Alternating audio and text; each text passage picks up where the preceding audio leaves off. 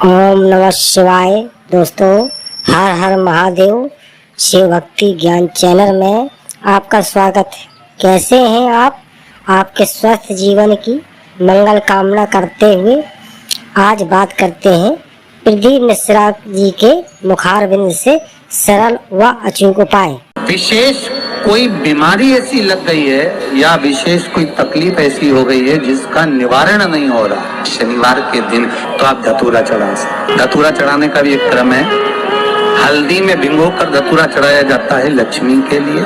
चंदन में भिगोकर धतूरा चढ़ाया जाता है आयु की वृद्धि के लिए।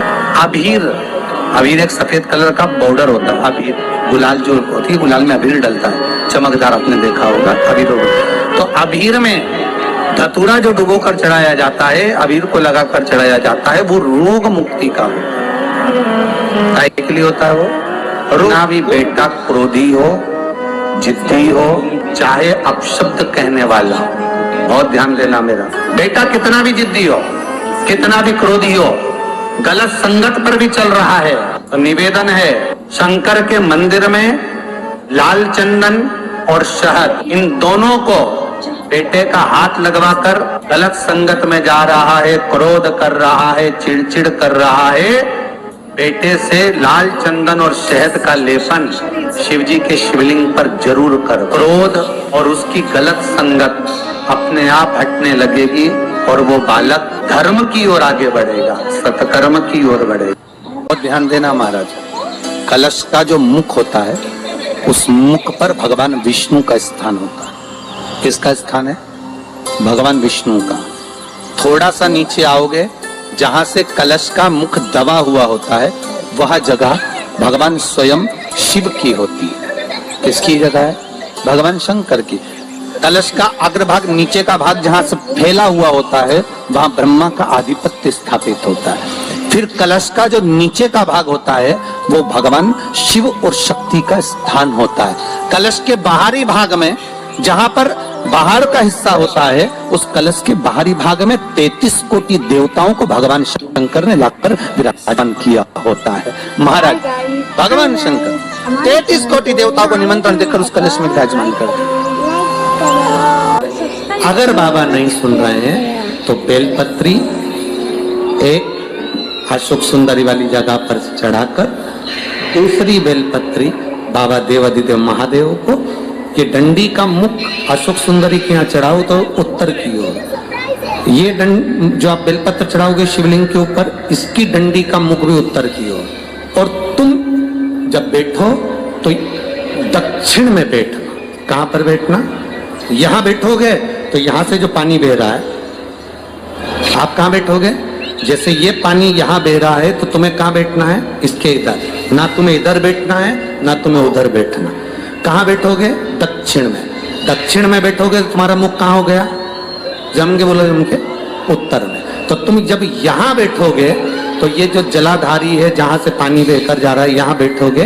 और जब आप जल समर्पित करोगे, जल चढ़ाते चढ़ाते एक बार थोड़ा सा आगे बढ़कर जल की धार को अशोक सुंदरी तक लेकर जाना। ये लगभग तुम 2 या 3 महीना कर कर देखो, मेरा बाबा तुम्हारा हाथ जरूर पकड़ेगा, निश्चित है।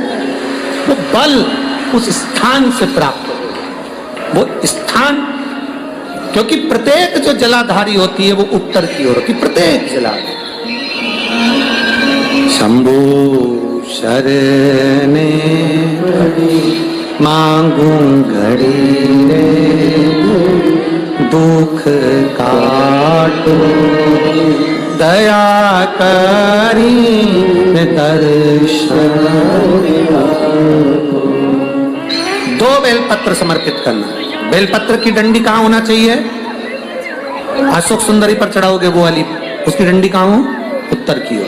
शिवलिंग पर जो बेलपत्र चढ़ाओगे उसकी डंडी कहाँ हो? उत्तर की ओर। तुम कहाँ बैठोगे? दक्षिण में। तुम्हारा मुख कहाँ हो?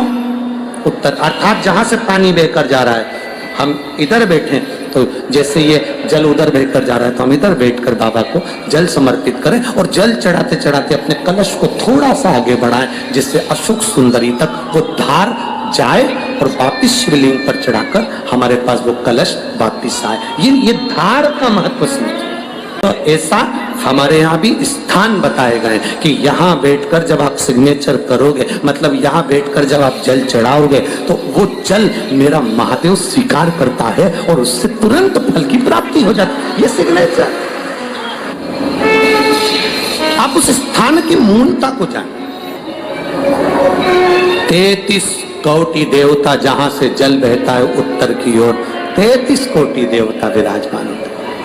हम कई बार जल चढ़ाते हैं तो हमारी आदत क्या होती है, कई बार जल चढ़ाने वाले जितने लोग हैं, जैसे हमारी आदत क्या है, ये शिवलिंग है, ये जलाधारी, तो हम यहाँ बैठ जाते हैं। कहाँ बैठते हैं? यहाँ बैठ गए। यहाँ बैठ के हमने जल चढ़ाया, तुम्हें लगता है ना संकट जी हमारे सामने होना चाहिए, तो हमने यहाँ बैठ के जल चढ़ा दिया। जल चढ़ाया, अब आप चढ़ा तो रहे हो, ठीक है, पर स्थान की मूलता, यहाँ जो कुर्सी है, यहाँ जो स्थान है, उस पर बैठकर कोई प्रधानमंत्री, मुख्यमंत्री, आदि अध्यक्ष, उपाध्यक्ष, विधायक आदि, इसकी जो कुर्सी होती है, कुर्सी सारे स्थान की मूलता है कि तुम बैठे कहाँ हो। जल चढ़ाते समय, तुम बाबा से कहते समय, तुम्हारी भाव कहाँ पर है, किस स्थान पर बैठकर आप क्या कह रहे हैं। और वही व्यक्ति जब किसी व्यास गादी पर बैठ जाए, किसी स्थान पर बैठ जाए, जब वो अपने भगवान की बात करे, ज्ञान की बात करे, तो लोग उसकी बात मानते, थोड़ा बहुत मानेंगे पर मानेंगे जरूर। सबको मालूम है बड़बड़ करे, फिर भी अच्छी जगह पर बैठा, स्थान पर बैठा, उसकी मूलता, उस गादी की मूलता, उस स्थान की मूलता बढ़े। शिव के आसपास में बैठने की जगह कहाँ बैठकर हम कौन सी आराधना करें, कैसे हम महादेव से अपने दिल की बात कह दें, ये जगह की मूलता कह देती है कि तुम्हारी कीमत कहाँ बढ़ सकती है। किस स्थान से बैठकर हम शिव को जल चढ़ा लें कि शंकर हमारा हो जाए, शिव के भाव हमारे आनंद में हो जाए। कहीं दूर जाकर जल चढ़ाने की जरूरत नहीं, अपने नजदीक में, अपने गांव में, अपने क्षेत्र में, अपने खेड़े में, जहां शंकर का शिवालय हो, तुम्हारे पास में जहां शंकर का मंदिर हो, वहां जाओ, जाओ शिव के पास समर्पित। तारकासुर को मारना है, पर सुनो, उसके हृदय में शिव बसा है, हृदय में बाण नहीं लगना चाहिए, ठीक है मां। तारकासुर का संहार किया षडानंद कार्तिकेय ने, मर गया, हृदय में नहीं बाण छोड़ा, क्योंकि शंकर बैठे हैं जिसके हृदय में शिव समाया। हम आशा करते हैं कि भगवान शिव आपकी सभी मनोकामना पूर्ण करें। इस उपाय को करना ना भूलें। आज बस इतना ही, फिर मिलते हैं नेक्स्ट वीडियो में। दोस्तों वीडियो अच्छी लगी हो तो सब्सक्राइब और लाइक जरूर करें। ओम नमः शिवाय दोस्तों।